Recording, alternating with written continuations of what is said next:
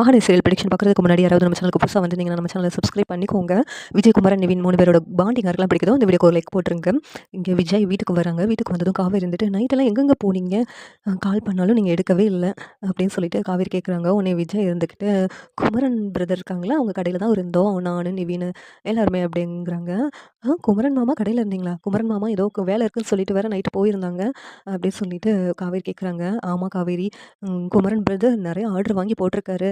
அவர் 4 நாளுக்குள்ளே கம்ப்ளீட் பண்ணி கொடுக்கணும். அதனால தான் அவருக்கு சப்போர்ட்டாக அவர் பக்கத்தில் இருந்தோம் அப்படின்னு சொல்லிட்டு விஜய் வந்து சொல்கிறாங்க. உடனே காவேரி இருந்துட்டு, எதுக்கு மாமா பகலாக வேலை செய்கிற மாதிரி நான் எதுக்கு நிறைய ஆர்டரை வாங்கி குமிக்கணும் அப்படின்னு சொல்லிட்டு காவேரி கேட்குறாங்க. எல்லாம் அவங்க அக்காவோட வளைகாப்புக்காக தான். அவங்க அக்காவோட வளைகாப்பை குமரன் பிரதரே எல்லா செலவையும் பார்த்துட்டு நல்லா பண்ணணும்னு சொல்லி ஆசைப்பட்டு தான் இப்படிலாம் பண்ணுறாங்க. பாவம் குமரன் பிரதர் என்னதான் இருந்தாலும் எத்தனை 4 நாளைக்கும் நைட்டு பகலும் எப்படி தான் வேலை செய்ய முடியும் அப்படி சொல்லிட்டு விஜய் ரொம்ப வருத்தப்பட்டு பேசுகிறாங்க. உடனே காவேரி இருந்துட்டு, எல்லாத்துக்கும் காரணம் எங்கள் அக்காவாக தான் இருக்கும். அக்காவோட டார்ச்சர் தாங்க முடியாமல் தான் மாமா இப்படி ஒரு முடிவு எடுத்திருப்பாங்க. மாமா பாவம் அப்படின்னு சொல்லிட்டு காவேரி சொல்லிக்கிட்டு இருக்காங்க. உடனே விஜய் இருந்துக்கிட்டு, என்ன காவேரி சொல்கிற, அதாவது குமரன் பிரதர் வர வர ரொம்ப பொறுப்பாகிட்டு வராங்க. அதாவது கங்கா அவங்களுக்காக அவங்க தனியாக தான் பொறுப்புல எல்லாம் செய்யணும்னு ஆசைப்படுறாங்க. உனக்காக நான் பண்ணணும்னு ஆசைப்படுவேன்ல, அதை மாதிரி தான். இதை ஏன் அவங்கள குற்றம் சொல்கிற மாதிரி நீ பேசுகிற அப்படின்னு சொல்லிட்டு விஜய் சொல்கிறாங்க. உடனே காவேரி இருந்துக்கிட்டு, இருந்தாலும் அக்கா கொஞ்சம் ஓவராக தான் பண்ணுறா அப்படின்னு சொல்லிட்டு காவேரி சொல்லிக்கிட்டு இருக்காங்க. அதெல்லாம் 2 பேரும் அண்டர்ஸ்டாண்டிங் ஆகிக்கிடுவாங்க. அதை நினச்சி நீ எதுக்கு வருத்தப்படுற அப்படின்னு சொல்லிட்டு காவேரி சொல்லிக்கிட்டு இருக்காங்க. சரி மாமா எப்படியாவது இதை கம்ப்ளீட் பண்ணி கொடுத்துடணும், அப்படி எதுவும் சொதப்பல் வராமல் பார்த்துக்கணும் அப்படின்னு சொல்லிட்டு காவேரி வருத்தப்பட்டுட்டு இருக்காங்க. குமரன் பிரதர் மேலே உள்ள நம்பிக்கையில் நான் சொல்கிறேன், கண்டிப்பாக அவர் வந்து இதெல்லாம் கம்ப்ளீட் பண்ணி கொடுத்துருவார். நல்லபடியாக உங்கள் அக்காவோட வளைகாப்பையும் அவர் நடத்துவார் அப்படின்னு சொல்லிட்டு விஜயும் காவேரியும் ரொம்ப சந்தோஷமாக பேசிக்கிட்டு இருக்காங்க. இந்த விஜய் காவேரி பேசிக்கிட்டு இருக்க நேரத்தில் விஜய்க்கு தாத்தா கிட்ட இருந்து ஒரு ஃபோன் வருது. ஒன்றும் விஜய் ஃபோனை பார்த்துட்டு, தாத்தா கால் பண்ணுறாங்க, என்ன விஷயம்னு தெரியல, ஆஃபீஸில் எதுவும் பிரச்சனையா அப்படின்னு என்னன்னு தெரியலையே, தாத்தா எதுக்காக கால் பண்ணுறாங்கன்னு தெரியல அப்படின்னு சொல்லிட்டு விஜய் சொல்லிக்கிட்டு இருக்காங்க. உடனே காவேரி இருந்துட்டு, அட்டன் பண்ணி தான் பாருங்களேன், அட்டன் பண்ணுங்க அப்படின்னு சொல்லிட்டு சொல்கிறாங்க. உடனே விஜய் ஃபோன் அட்டன் பண்ணுறாங்க. ஆனால் தாத்தா பேசலை, பாட்டி பேசுகிறாங்க. பாட்டி பேசினதும், என்ன பாட்டி கால் பண்ணியிருக்கீங்க அப்படின்னு சொல்லிட்டு விஜய் வந்து கேட்குறாங்க. ஏய் விஜய், இங்கே தாத்தாவுக்கு ரொம்ப உடம்பு சரியில்லடா, நீ வந்து பார்த்தா தான் தாத்தாவுக்கு நல்லா ஆகும்னு நினைக்கிறேன், வாடா வீட்டுக்கு, நான் மட்டும் தனியாக இருக்கிறதுன்னு என்னால் ஒன்றுமே ஓடலடா, சித்தி வேற சித்தப்பா கூட எங்கேயோ வெளியில் போயிட்டாடா அப்படின்னு சொல்லிட்டு பாட்டி சொல்லிக்கிட்டு இருக்காங்க. என்ன பாட்டி சொல்கிறீங்க அப்படின்னு சொல்லிட்டு விஜய் ரொம்ப பதறி போய் கேட்குறாங்க.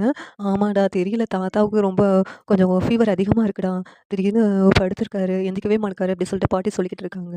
ஒன்றும் இங்கே விஜய், இருங்க பாட்டி இப்போவே கிளம்பி வந்துடுறேன் அப்படி சொல்கிறாங்க. காவேரி இருந்துட்டு, என்னாச்சு என்னவா அப்படி சொல்லிட்டு கேட்குறாங்க.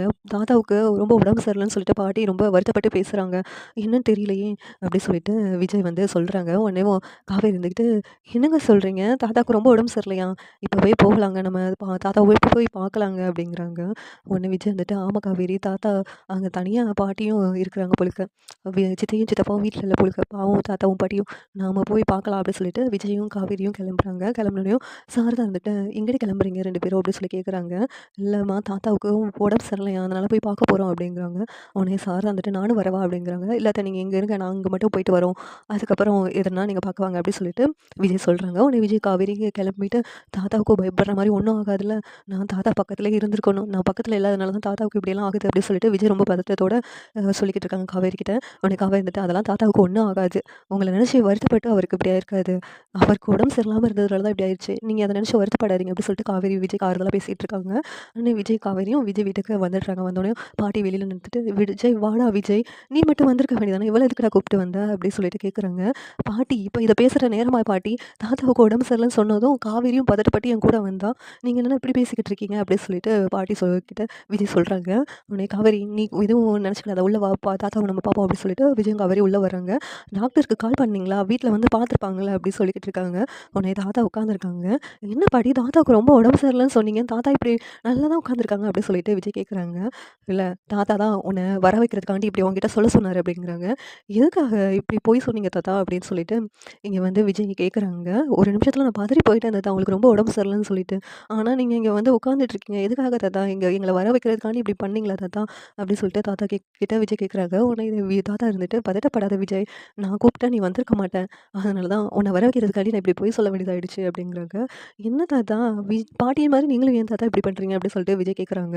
உடனே காவேரி இருந்துட்டு உங்களுக்கு உடம்பு சரியில்லன்னு நாங்க எவ்வளோ பயந்துட்டோம் தாத்தா. இங்க வந்த பிறகு தான் உயிரே வந்திருக்கு. எல்லாம் என்னால தான் ஆச்சுன்னு சொல்லிட்டு நானும் ஒரு நிமிஷத்துல பயந்துட்டேன் தாத்தா அப்படி சொல்லிட்டு விஜய் ரொம்ப வருத்தப்பட்டு பேசுறாங்க. அதான் நாங்க 2 பேரும் இல்லன்னு சொல்லி நீ முடிவு பண்ணிட்டியே! அப்புறம் எப்படி எங்கள பத்தி யோசிச்சிருப்ப? அப்படி சொல்லிட்டு பாட்டி சொல்லிக்கிட்டு இருக்காங்க. பாட்டி எங்கள கூப்பிட்டு வச்சு திட்டுறதுக்காக தான் கூப்பிட்டீங்களா? அப்படின்னு சொல்லிட்டு விஜய் கேட்டுட்டு இருக்காங்க. உடனே தாத்தா இருந்துகிட்டு, இல்லடா விஜய் உன்கிட்ட கொஞ்சம் பேசணும் உட்காரு அப்படிங்கிறாங்க. சரிங்க பட் தாத்தா உங்களுக்கு உடம்பு சரியாயிடுச்சுல்ல, என்ன பேசுறதுக்காக கூப்பிட்டீங்க?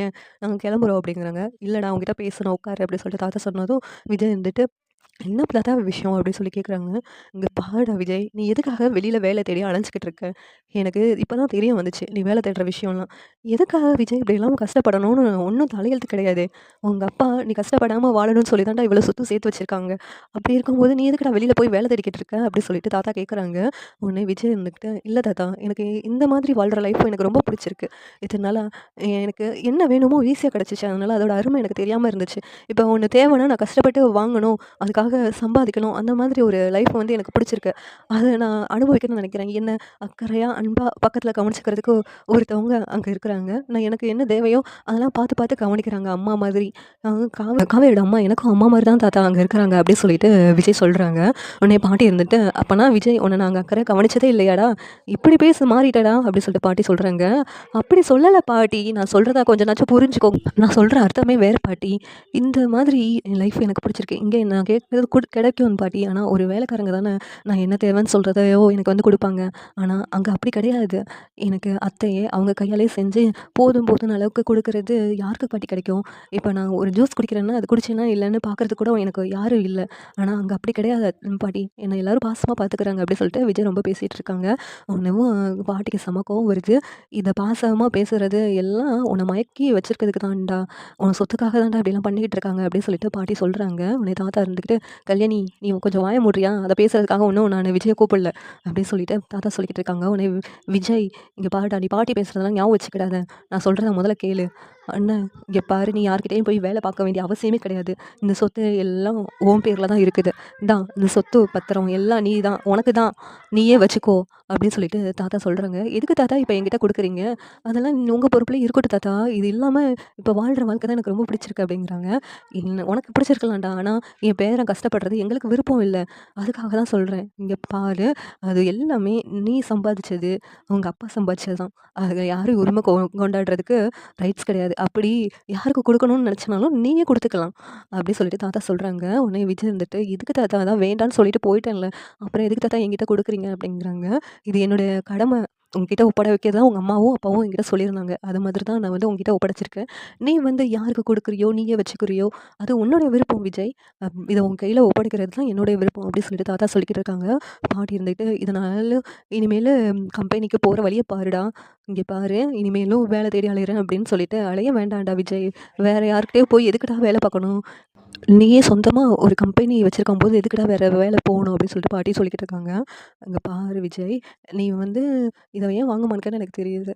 பிறகு காவேரி ஒரு சொத்துக்காக தான் வந்து உன் கூட இருக்கிறான்னு சொல்லி பாட்டி சொன்னது உண்மையாயிடும் அப்படின்னு சொல்லி தானே இத வாங்க மாட்டேன்.